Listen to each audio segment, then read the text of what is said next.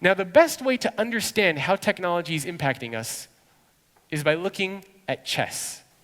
And 1,000 years ago, or so the story goes, chess was invented by a mathematician and an inventor named Sissa. And Sissa invented chess, and he shows it to the ruler of the land. And he says, look, I've created this game chess.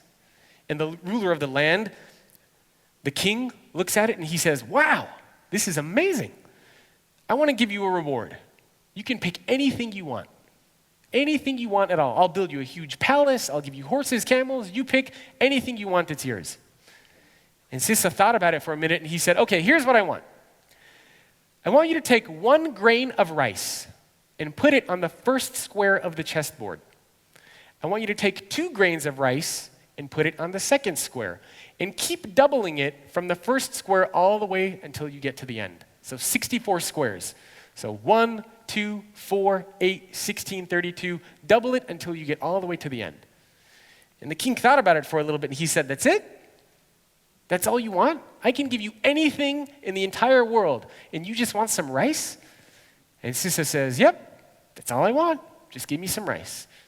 And the king says, okay, fine. He calls over his servants, and he says, figure out how much rice this is going to be, and just pay this guy off. And so the servants go away for a couple days, and they come back, and they tell the king how much rice this is. And the king's jaw drops to the floor. It turns out there isn't even this much rice today in the entire world. It would be a Mount Everest made out of rice. It doesn't exist. And so the story goes that Sissa then became the new king. Or there's an alternate version where the king got so upset that he chopped the head off of Sissa. But we'll stick with the first one instead. Now, what's the point of this story? Do you want to hear something really crazy? 96% of the people who watch videos on this channel are not subscribed. Make sure to hit that subscribe button. It'll literally take you 1 second, and you'll get notified when more videos just like this one are available. Now, let's get back to the content.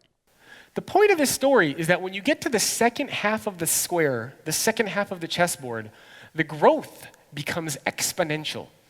In other words, the growth is no longer just linear, it goes straight up. And many technologists and futurists and these organizations around the world believe that that's where we are today. Today, we are at the second half of the chessboard, where growth is exponential. It's no longer just linear, it's straight up. And that's a big challenge for a lot of our organizations. Now, there are a lot of technologies out there in the world. There are a lot of technologies that organizations are thinking about, a lot of technologies that organizations are using. Some of them were mentioned today. Right? We have the Internet of Things. We have wearable devices, like the one I have on my wrist, a smartwatch. We have the cloud, big data, the Internet of Things, collaboration platforms, robots and automation, all of these amazing new technologies that are entering our organizations. And they're completely changing how we work, why we work, where we work, and what the purpose of getting our jobs is, what the purpose of getting these jobs done is.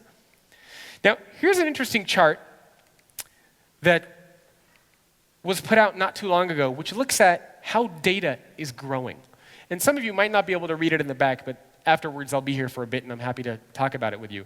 And this just shows the amount of growth in data that we're seeing.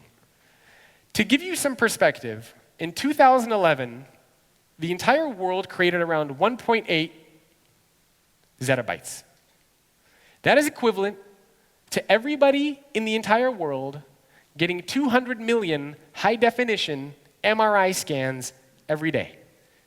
That's equivalent to taking 32 gig iPads, filling them up with information, and building the Great Wall of China, but twice the height. This was 2011. Look at the projections that we're starting to see for 2020. And that gives you some idea of where we're going. This is in 5 years. We're seeing 30 times that amount of data and information. So big data, as you can see, is a very fascinating and hot topic and trend that a lot of organizations are thinking about. Another one that I'm really passionate about is the Internet of Things.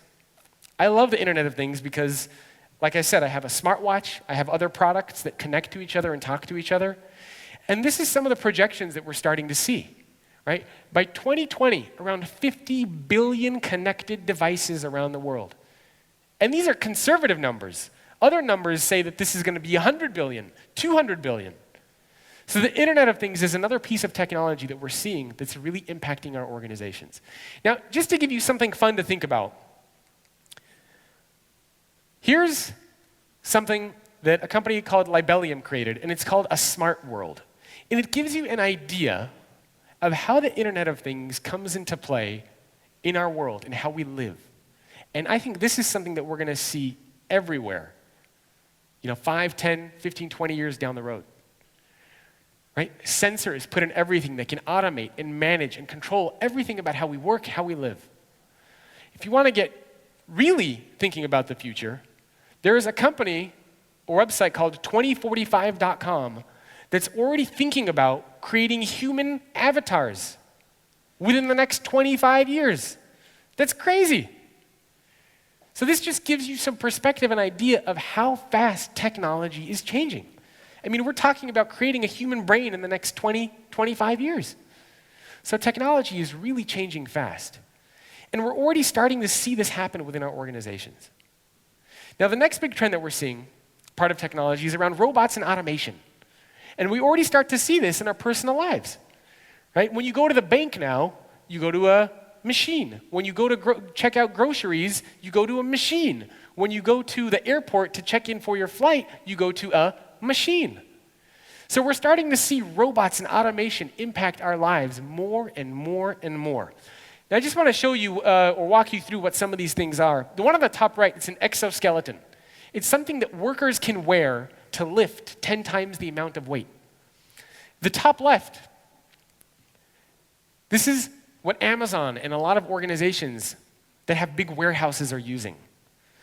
They have hundreds of robots all over the warehouse floor.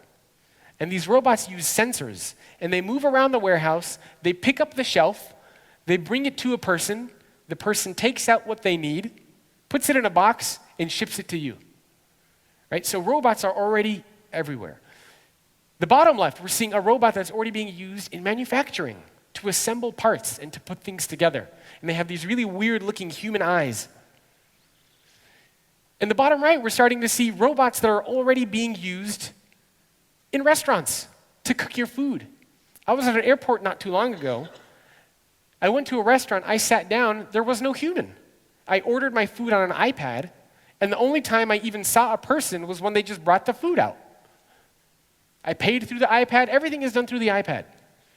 So we can see that technology is really having a huge impact in how we work and how we live, and it's something that a lot of organizations are starting to think about.